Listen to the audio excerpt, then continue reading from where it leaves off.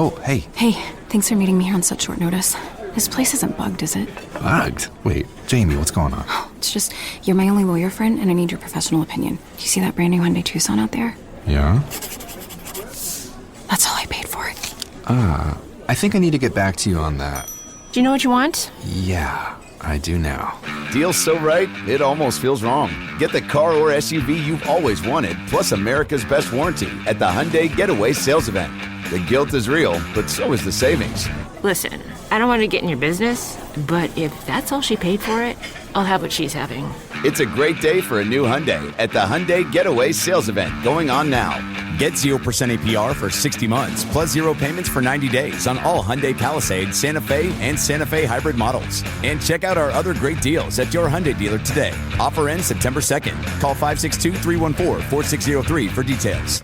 AFR On Demand is brought to you by Breck Golf. Try Beaver Creek today, just 20 minutes from downtown Baton Rouge in the Zachary area. They've got a PGA Tour driving range, a short game practice area, 30 to 40-yard practice shots. It's a great place to chip and putt and practice if you don't have time for a full round. Book your tee time today, golf.breck.org, golf.breck.org.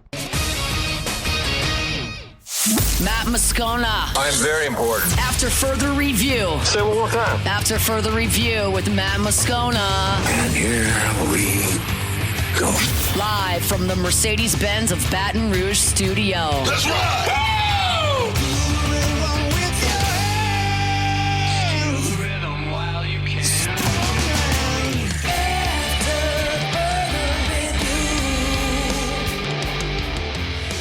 And off we go. Welcome aboard. Glad you're with us. It's AFR, presented by Decision Critical Concierge Nursing in Baton Rouge. I'm Matt. Love you, Matt. Paul O'Neill. They're chanting Paul O'Neill's name.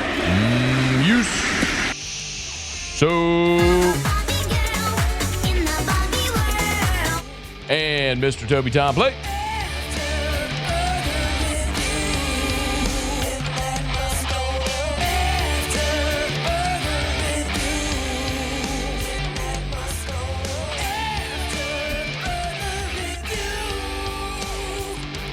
All right, we're here. Glad you are as well. Get out there and make it a good one. Man, we have a ton to do today. Chris Hummer of CBS Sports, he loves him some LSU Tigers in 2025.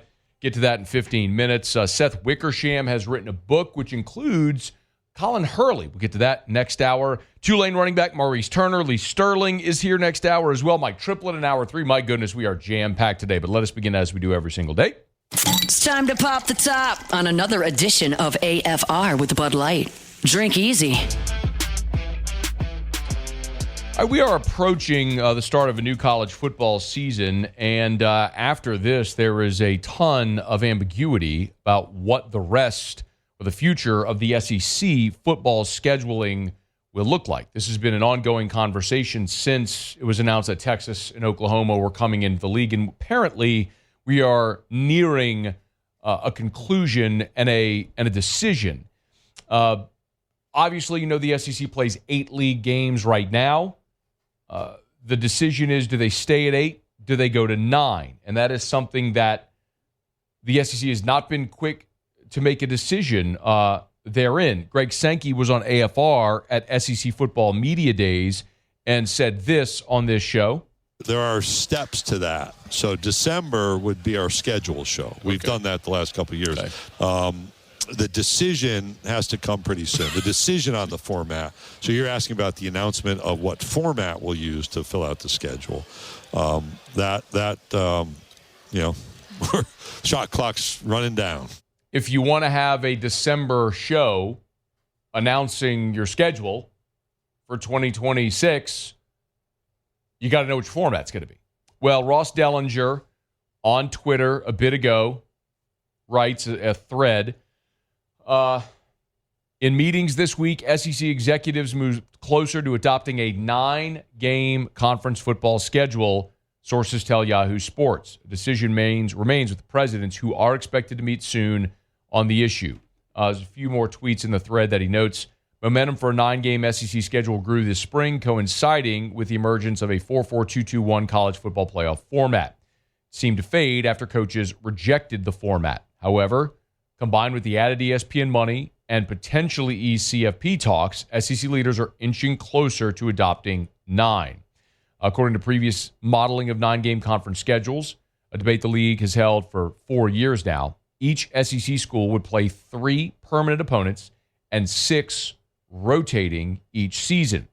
Finally, if the SEC decides to move to a 9-game schedule, ACC leaders have said they would likely follow suit, a move that will put all 4 power conferences at 9-game league schedules. This may expedite discussions around future CFP formats. So if I would make sense of that as simply as possible, this is a chicken or the egg conversation.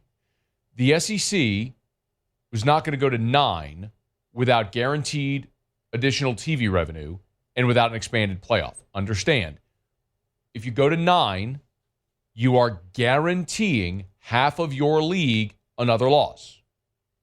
There's a lot of coaches in the league who like their jobs and would like to not be guaranteed another loss, because effectively you would be taking away one of the layup non-conference games and adding an SEC game to the schedule. So the money would have to be right from the networks. In this case, ESPN. The SEC did a deal with ESPN based on an 8-game scheduling model. You go to 9, the league wants to be compensated for giving ESPN more SEC inventory, naturally. So yes, the networks apparently would cooperate and compensate the SEC appropriately. But the other part is the expanded playoff. Again, if you stay at 12 and there are no assurances of auto bids beyond 1 for your conference champion, why would you make it harder for your league to get access? A 9-game schedule would inherently make it more difficult. You're guaranteeing half your league another loss. So the league has been hesitant to do that. Similarly, other leagues don't want to expand the college football playoff unless the SEC is at 9. Because why would you then add more playoff teams when one league has an easier path than others? Is the logic. So it's a chicken or the egg conversation. And the SEC doesn't want to expand to 9 without the expanded CFP. So in a game of chicken, it might almost be like, all right, you don't want to blink first. We're not going to blink first. Let's just blink at the same time. It's kind of what it feels like this is going to be. Now, I think 9 is good because we need uniform scheduling in college football. You heard me yell about that earlier this week when we were talking about Auburn claiming fake national championships. It's just how absurd college football is, that all of these teams compete for, air quotes, the same title when they're not playing uniform scheduling. It's a fundamental absurdity when you don't have uniform scheduling, yet everyone's playing for the same prize at the end. The fact that Indiana can go 11-1, not beat a single ranked team, and get in a playoff when you have teams that play 3, 4, 5 ranked teams but finish 9-3 and don't get in the playoff. Well, what if you'd flipped schedule? I mean, that's the conversation that happens all the time around discussions like this. So a 9-game league schedule plus the Power 4 component, where you have to play a non-conference Power 4 opponent, means you'd have 10 Power 4 games, which is awesome. That's better for the fans. That's better for your TV partners. That's better for everyone, literally everyone. It's a better product for everyone to consume. You take away LSU Western Kentucky and you add in LSU Auburn. Yes, like if we went around the room and said, hey, if I could trade out Western Kentucky for Auburn on the schedule, but everybody in the league had to do that, would you be in favor of it? Everybody would be like, yeah, of course, it'd be awesome. I'd much rather see LSU play Auburn than Western Kentucky, as long as everybody's doing that. Then the other part becomes, okay, well, which 9? Right? Like, how do you arrive on a if it's 9, which 9 do you play?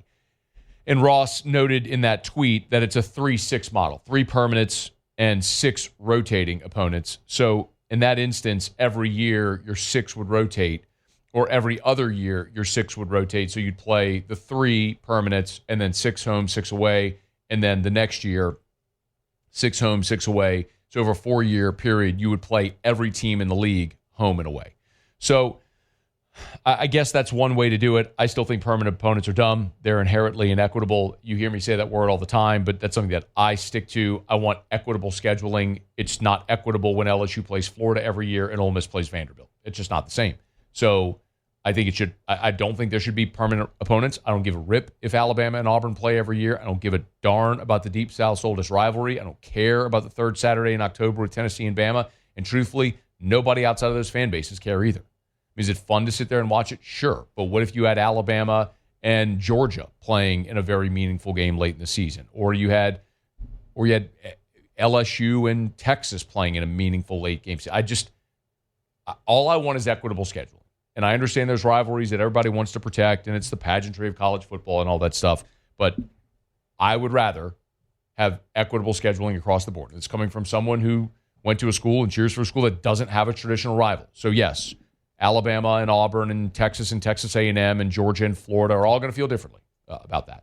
But it's progress. A 9-game league schedule across the board for all the power leagues is progress and will likely get us to 16-team playoff, which is progress, and that's all I want to see. It's baby steps, and we're getting there. All right, it's after further review. We're glad you're hanging out with us here. Our show Open Every Day is brought to you by Bud Light. Drink easy with the great taste of Bud Light. As we've been telling you, the new white Bud Light cans and aluminum bottles are here, honoring LSU's tradition of wearing white jerseys at home. So check them out at great local retailers. Make sure if you're tailgating, home gating, wherever you might be, grab the delicious refreshment of an ice-cold Bud Light in the officially licensed LSU can and aluminum bottle. Drink easy with the great taste of Bud Light, the official beer of AFR. Okay, y'all, quick break. We'll come back. Speaking of the Tigers, Chris Hummer at CBS Sports, he loves him some 2025 LSU football. We'll ask him why and get a little big-picture overview of the league from Chris Hummer when we come back on AFR. After further review. Glow Resources, complete employer solutions. You know where to find them because, well, I tell you every day. GLO, glowresources.com, glowresources.com. Jareth Nakan and his team over at Glow Resources do an awesome job. You know, they specialize in hiring skilled blue-collar labor, but they have their professional placement division as well. So any type of office job up to C-level management. But sometimes, you know, if you're trying to hire and you're tired of people who are unreliable, they do work slowly. They may take hours to set up a job that should take minutes. Glow finds people that are going to work hard and show up on time, and a big part of that is through the interview process, knowing which questions to ask to make sure they avoid potential impediments down the road. It's Glow Resources. Remember, they conduct roughly 15,000 interviews in a year, so they're experts at this. You need the right people, you need Glow Resources. GlowResources.com. After further review with Matt Moscona, presented by Decision Critical Concierge Nursing. Healthcare for your lifestyle. Learn more at DecisionCriticalVR.com.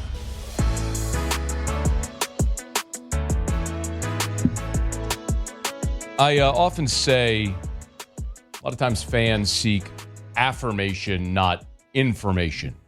You seek the information or the opinions that you agree with, that you want to hear. So like in political conversations, like Republicans watch Fox News, Democrats watch CNN. I'm not a political person, but everybody knows that. You seek affirmation. Maybe I'm doing that with having Chris Hummer on the show because he's picking LSU to do the same damn thing that I am. Chris Hummer of CBS Sports is with us now. He's on Twitter at Chris_Hummer. Hey, man, how are you? Doing well, man. Thanks for having me on. I appreciate it. Happy to provide some affirmation to people in Baton Rouge. Okay.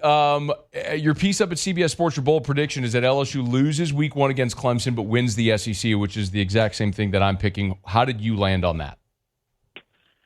I think I legitimately believe LSU is one of the 5 most talented teams in the country, with one of the top 3 quarterbacks in the country. But I think it's very difficult to bring in as many new pieces as LSU is in week 1 and have things flow smoothly. Throw in the fact that LSU's defensive line is among the best in the country, and I think LSU is still working out some kinks at tackle, especially. It puts LSU in a difficult position in week 1, but I think as the season goes along, as his new pieces begin to coalesce, as Garrett Nussmeier gets a little more used to his receivers, as that defense continues to coalesce under Blake Baker, I think things come together, and LSU is the team in the SEC I like best. Who did you have them beating in the SEC championship game? I had them over Georgia. I'm probably the only Austin resident that does not have Texas in the SEC title game, but I did pick them over Georgia. Well, that's where we disagree, because I do have them beating Texas in the SEC championship game. But it's going to be a fascinating season as it might play out. Why do you think the narrative around LSU, as you stated, most have them like as the fourth best team in the league? Why do you think that is? Maybe a better way to ask it, Chris, is that more doubting Brian Kelly's squad or more credit toward Texas, Georgia, Bama?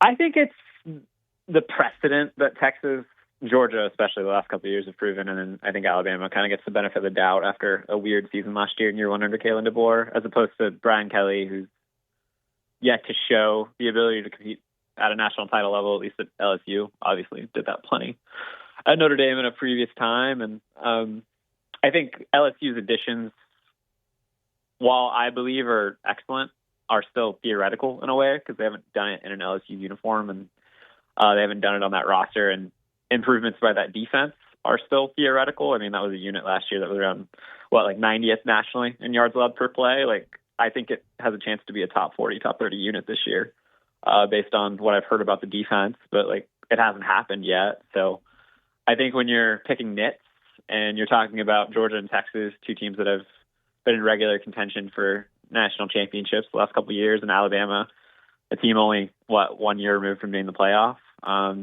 They're in a different conversation, I think, at least in terms of top of mind conversations for people, as opposed to LSU, which has been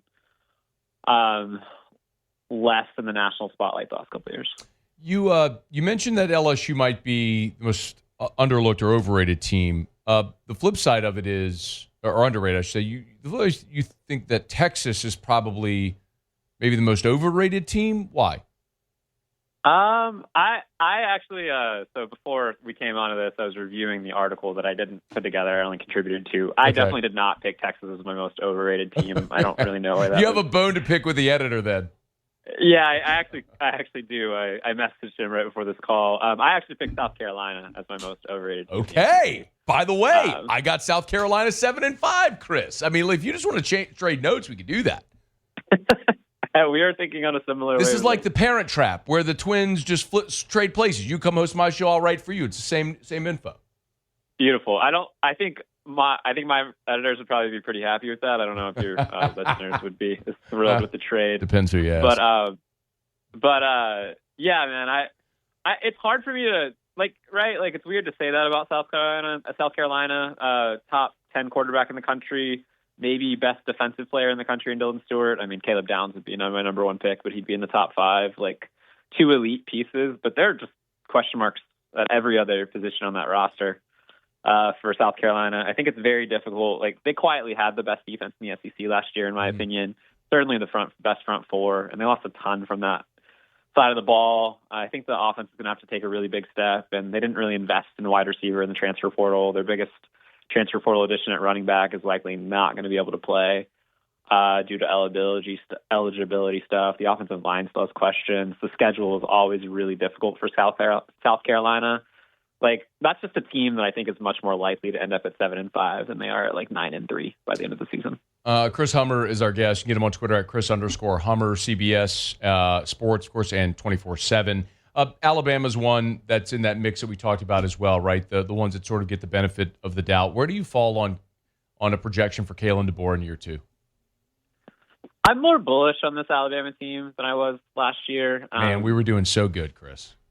Yeah. Well, I think it's twofold. One, I just think Ty Simpson's a better fit for Kalen DeBoer and Ryan Grubb's offense than, obviously Ryan Grubb wasn't there last year, but than Jalen Milroe was last year. The high-end plays that you get from Jalen Milroe, the accuracy, the athletic ability, the accuracy downfield, that's like a 10 out of 10, right? But it's the getting the bus to the stop on time, right, when you're driving, that I think Jalen Milroe struggled with. Those short and intermediate passes, I think the consistency of the offense struggled because of that. And I think Ty Simpson will do a better job managing things in that way. I think that wide receiver room is considerably better than it was a season ago.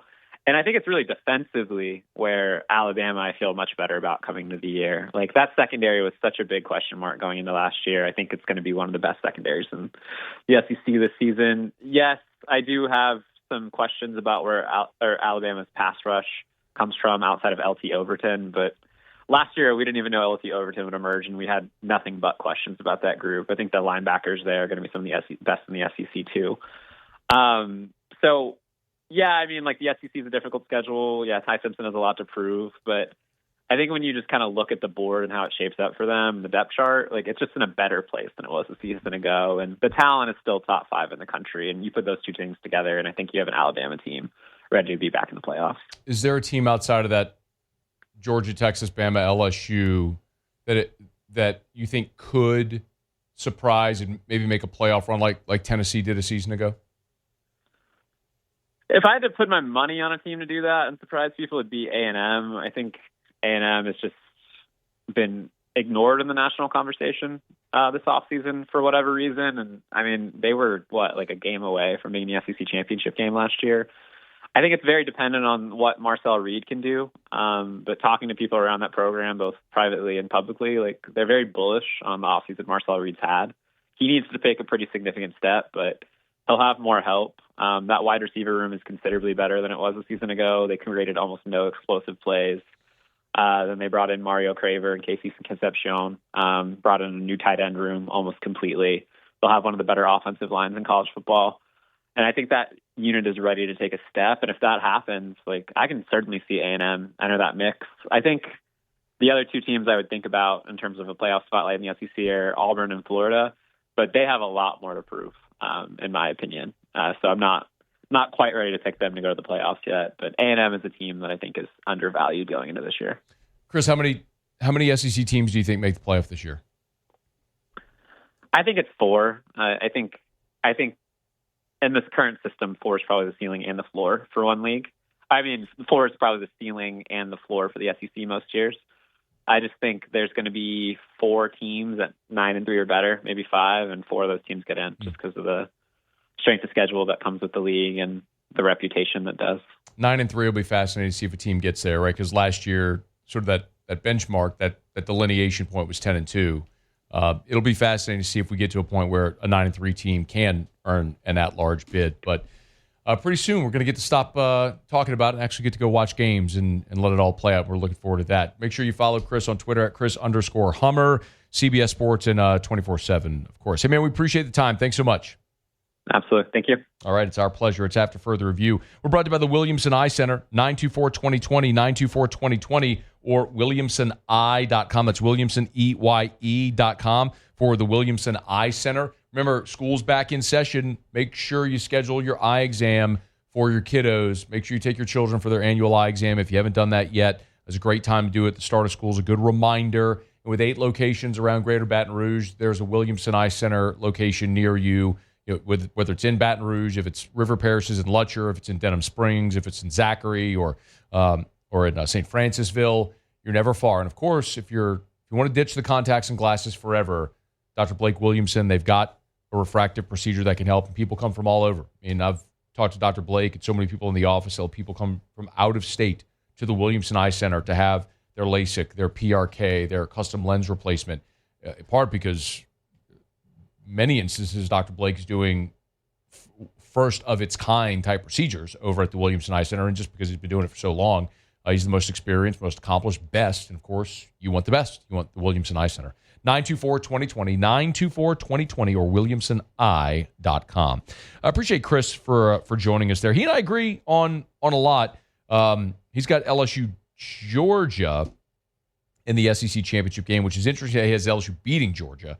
He has Texas third, then Alabama fourth, followed by Texas A&M, which I don't, Texas A&M was my pick this year, kind of the surprise team in the SEC. I think A&M's a 9-3 football team for a lot of the reasons. I think A&M this year is a quintessential Les Miles LSU team.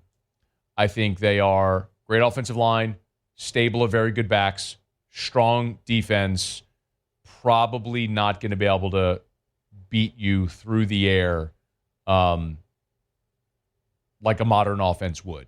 But when you can run the football and play defense, that travels. The thing that A&M has going against them is that schedule when you get toward the October and beginning of November.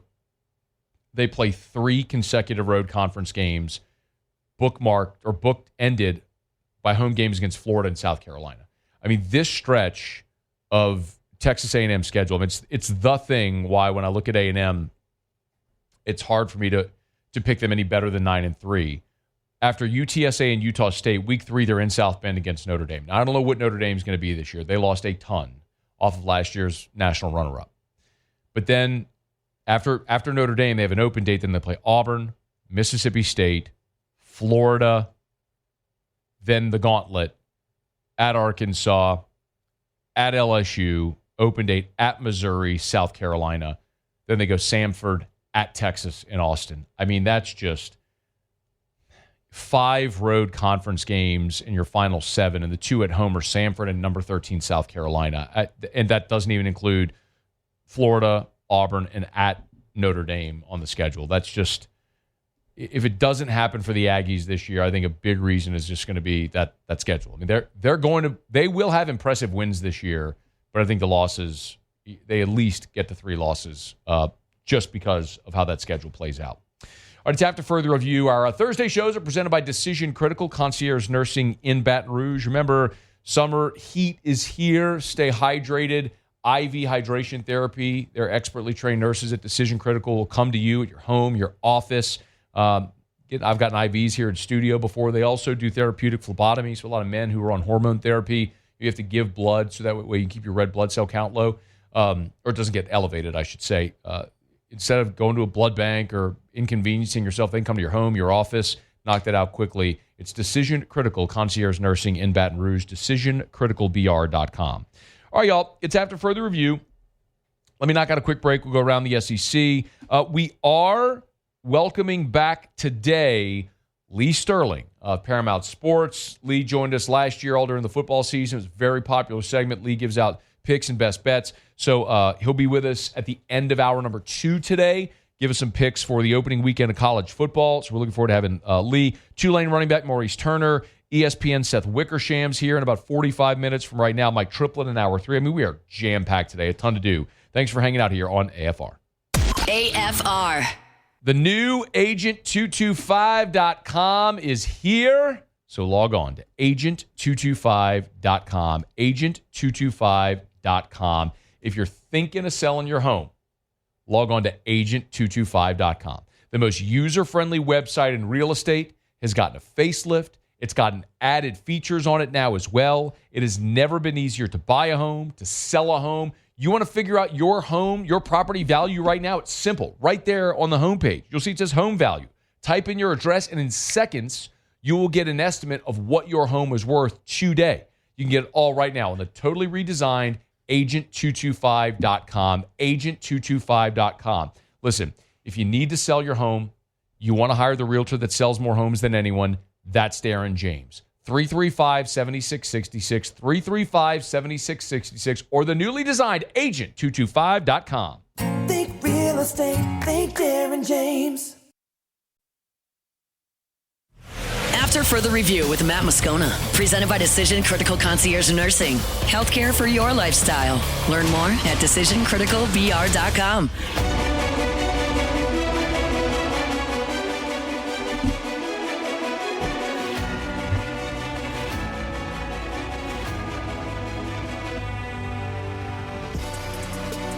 LSU made a change to its schedule this week. They started practicing now in the afternoons, and so media availability has been moved to the evening. So media is going to meet with LSU General Manager Austin Thomas today. That was supposed to happen this morning at 11:30. It got moved to this evening at 5:30. So I'll be sitting in this chair, so it won't be there. But we'll look forward to what Austin may have to say, and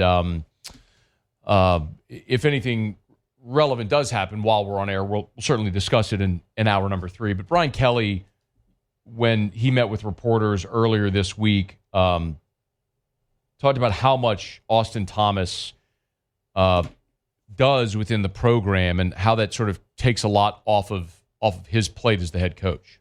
For 34 years, I've effectively signed the checks, the scholarship checks, been primary in the roster. It's been such a centralized operation for my entire career, right? It all revolved around kind of what my thoughts were and my decisions. I've abdicated some of that to a front office, if you will.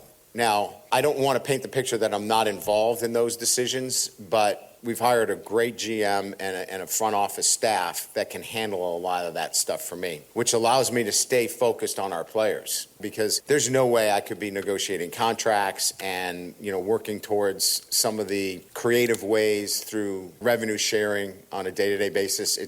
There's just not enough time to do it. Yeah, last night, we did the show yesterday out at LSU at Tiger Stadium because of the NILSU Max program was having their Go Time event, and there were about 150 businesses that were there. Brian Kelly and Austin Thomas popped in. Kelly addressed the crowd, then had to excuse himself to go back and watch practice footage and continue preparation for Clemson, which I think everybody fully understood. But Matt McMahon was there. Ronald Dupree, the basketball GM, was there. Jay Johnson was there. Beth Torino was there. Jennifer Roberts from the women's basketball program was there. So it was so interesting to sit in that room and hear all the coaches say very directly to those business owners how important they are to the future success of LSU athletics. And I think intuitively we all know that's the case because we understand how much NIL matters. But what's flipped, and I think this is what, doing that show yesterday, we're trying to help paint the picture. Whether you support LSU or whether you give money to a student athlete or gave money to the collective or like NIL, all of that is irrelevant. It's more just to paint the picture of an understanding of how rosters are built now. And I think through this evolution, one thing that's been so apparent to me is the standards and the expectation of these coaches and these programs have not dipped, but the resources have changed. Like, I think LSU baseball is the shining example of a program that finds itself searching a bit here. And I know that sounds odd because Jay Johnson just won a national championship, but let me explain. We know the $20.5 million, right? That's the revenue share. And we've already seen the numbers. Football's getting 75% of that. Men's basketball is getting 10% of that. Women's basketball is getting 5% of that. So you're talking about men's basketball is getting, was it 75, 15, 5? Anyway, the point being, all of the other sports are sharing that final 5%. So baseball and softball with Beth and every other sport are sharing that 5%. So like Jay Johnson's probably, just do the math. Jay Johnson is getting less than $1 million in revenue share. Like, you can't build a championship roster with that. But the expectation of LSU baseball is going to be in Omaha every year. Like, go be in Omaha and win a championship. And it's remarkable because, I told you this. Like, from my information, I believe my information is good. At best, Jay Johnson's roster, Texas A&M, Tennessee, Georgia, Mississippi State, Arkansas, all spent more money than LSU this year. At best, he had the 7th highest paid roster, won the national championship, which is remarkable and shows how incredible he is at recruiting, developing, identifying talent, all that sort of stuff. And LSU has a tremendous amount to sell because he can go to a student athlete and say, we've won 2 titles in the last 3 years. But there's going to be some student athletes that just say, okay, well, how much are you going to pay me? It is going to be a bottom line decision for a lot of student athletes. I shouldn't say a lot, but for some. Like, and you know the name, like LSU wanted Gavin Keelan. He went to Tennessee because Tennessee paid him more. And LSU got Danny Dickinson as a result. LSU wanted Zach Root. Zach Root went to Arkansas because Arkansas paid him more. So, like, those things are going to happen. But all that to say, how you're going to fill that gap is with this third-party NIL. It's with businesses doing legitimate NIL brand deals with these student athletes that will both benefit their business from a marketing standpoint and help the coaches recruit student athletes so you can win. It's this cycle that has to exist to continue to compete and win at the highest level. It's fascinating. It's really fascinating. It was a fascinating conversation to listen to last night. And as we, of course, know more, learn more, we'll certainly talk about it here. And Austin Thomas, again, is meeting with all that to say. Austin's meeting with reporters this evening at 5:30. So I'll be fascinated to hear what he says. And we'll look to get Austin on the show. Really, he and Austin was there. I spoke to him briefly. And he's agreed to come on the show. Just with them being in fall camp, it's very hard to find that time, which I'm respectful of. But we'll try to make that happen really soon. All right, it's After Further Review. We're brought to you by First South Farm Credit, firstsouthland.com. Firstsouthland.com. If you're thinking of buying land, your first call should be to First South Farm Credit. Maybe you just need tax write-offs. Talk to your CPA. Owning timber property can be a great tax incentive for you. Talk to your CPA and then call First South Farm Credit. Remember, they got more than 40 branches, Louisiana, Mississippi, Alabama. They can help you buy land anywhere in the contiguous 48. So if you're looking for that hunting property, you're looking for the 1,000 acres for agriculture, you want that 100 acres to build your family's dream home on, your first call should be to First South Farm Credit. You know where to start. Log on, firstsouthland.com, firstsouthland.com. You want to do business with people that have done one thing and done it better than anyone for more than 100 years? You want First South Farm Credit. Your first call should be to First South Farm Credit. firstsouthland.com. That's firstsouthland.com. Okay, do it every day about this time. Let's go around the SEC. Around the SEC, bringing you the biggest news from the nation's best conference. The Alabama Crimson Tide. Alabama defensive lineman James Smith was back at practice on Tuesday. Previously missed time due to an undisclosed injury. Defensive coordinator Kane Womack said Smith looked good getting back on the field. He's expected to be a key piece on the defensive line. He's a former 5-star recruit. The Tennessee Volunteers. Kamari Blair, a four-star 2026 offensive tackle out of Clarksville, Tennessee, is committed to the Vols. He flips from South Carolina to the in-state Vols. He picked the Gamecocks over Tennessee last month. Tennessee stayed on him. Now he'll be a Vol. 6'5", 281. He's the 23rd Tennessee commit for the class of 26. The Arkansas Razorbacks. Arkansas will allow fans to rush the field following big wins, but only after a delay, so Arkansas can avoid those hefty fines. The SEC updated the field rushing policy with the $500,000 fines, but the conference can waive the fine if the opposing team and officials are allowed off the field first. So Arkansas says, we're going to wait 3 minutes, and then you can rush the field. They just got to give them reason to rush the field. The South Carolina Gamecocks. And the Gamecocks are expected to leave Under Armour. They've announced a new deal with Nike. It'll move. The 10-year deal with Under Armour comes to an end next summer, in South Carolina will go to Nike. So you see the swoosh logo on all the Gamecock uniforms. Starting in the 2026-2027 academic year, Gamecocks have been with Under Armour since 2007.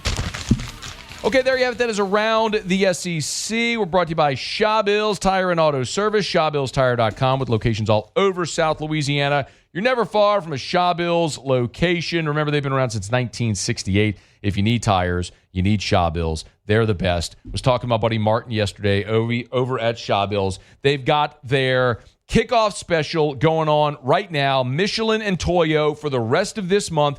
Buy 3, get the 4th tire free when you use your new or existing Shaw Bills credit card, or buy 3, get the 4th half off with any other form of payment. It's not a gimmick. They're not inflating the pricing so they can give you a discount, but it's actually the regular price. This is just a great deal. It's a pre-Labor Day tire event. Check them out at ShawBillsTire.com, ShawBillsTire.com. Shaw Bills, where we keep you rolling.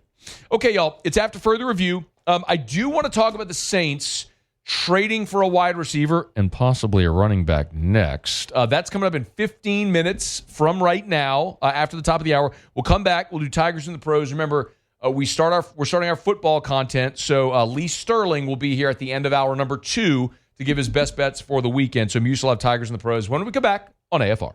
AFR. Woo, boy! Terrio's going to be fired up about this. Miss Teresa over at Clegg's messaged me earlier today. Buck Buckbusters, they got it in. The Buckbusters Fall Seed Mix, Mo Bucks Deer Feed, Deer Corn, Rice Bran, they got it at Clegg's. You know I don't shoot deer, but I certainly endorse your right to do it, and I love to eat what you shoot. You need to start feeding those plots, filling those plots right now to bring in Bambi. Get by Clegg's Nursery. Buckbusters, Mo Bucks, Deer Corn, Rice Bran, all 4 locations. They got them at Clegg's Nursery. Siegen near Airline, LA 16 in Denham, Mid-City on Donmore, and the Garden Center on Greenwell Springs. Also, time to start planting that fall vegetable garden, and they're getting new fall bedding plants in by the day. So get on by and see our friends at any of their 4 locations. Buy local, shop local, tell them Matt sent you to Clegg's Nursery. After Further Review with Matt Moscona, presented by Decision Critical Concierge Nursing. Healthcare for your lifestyle. Learn more at decisioncriticalbr.com.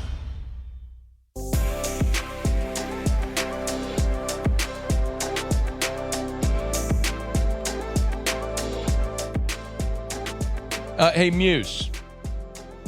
What up, Scott? You kind of smirked about the Arkansas 3-minute delay field rush thing. Yeah. You think that's funny? I think it's stupid, but I think it's an awesome idea. Really? Do you? I think most people are going to share your opinion, but Yeah. let me paint this picture for you. All right, go ahead. Okay. What if? All right, you have to visualize this. I'm okay? visualizing. You have to visualize this. Okay. So the game's ending and your team's about to win. And normally, like, as the clock's ticking down, that's when people start flooding on the field, and it's this whole thing, goalpost. What if, like, the entire team starts, raising, like,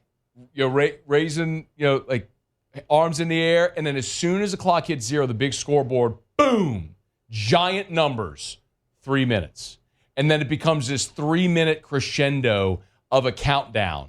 And all the players then are on the field. Everyone else is gone. The opponents are gone. And this giant clock on the scoreboard is just counting down from 3 minutes. And now you got a 3-minute build of anticipation, of noise, culminating, and then kaboom, fireworks, everybody come on. The whole team could be standing at midfield just waving everybody on. Like, tell me that doesn't actually have potential, if executed properly, to build like that. I mean, it has the potential. I don't know how you execute it. I don't know how you keep thousands of people in the stands. I just told you. For 3 minutes. I just told you. But then even at that point, the euphoria is in that 3 minutes. It's not in the rushing of the field. And one of the things that makes rushing the field so great is the immediacy of it, man. And this builds it even more because it makes you wait for it. Yeah, but could you imagine? It's like, do I want to use this example? I would use this example on whiskey and wine. I'm not going to use the example on AFR. Let's just say there's an example that T-Bob would probably find very appropriate. Yeah. That would make sense. Where sometimes taking your time makes the payoff even better. Man, you have a game-winning touchdown or something like Kyron Lacey against Ole Miss. I know you hate them storming the field against Ole Miss, but that's it's stupid. That's beside the point. I mean, LSU should never storm the field no matter what. It's that moment. Or a buzzer-beating shot in basketball. You just rush out there. You have to wait 3 minutes after the kid had a buzzer beater? Yes. Like, that's lame. Yes. And it's impossible. I don't think that's going to work. Oh, I don't think it'll work. That's the other thing. I just don't think it's going to work at all. But I think it's absolutely possible and could be pretty stinking awesome. If the in-game the game day, so the people responsible for the game day environment in the stadium, if they played it correctly, if they played their hand correctly, you could absolutely simulate that to where it would work and could be awesome. I don't think anyone will do it. I don't know that Arkansas is going to win a game that would warrant a field rush. Maybe you practice, like if they beat Central Arkansas or something like that. Just practice. Let them go, and then here we come 3 minutes after. Okay, here we go, Muse. Tigers in the pros. Tigers in the pros. They still bleed purple and gold. They're just really rich now. All right, news out of 49ers camp. Russell Gage has sustained a slight MCL sprain. Adam Schefter first reported the news on Thursday morning.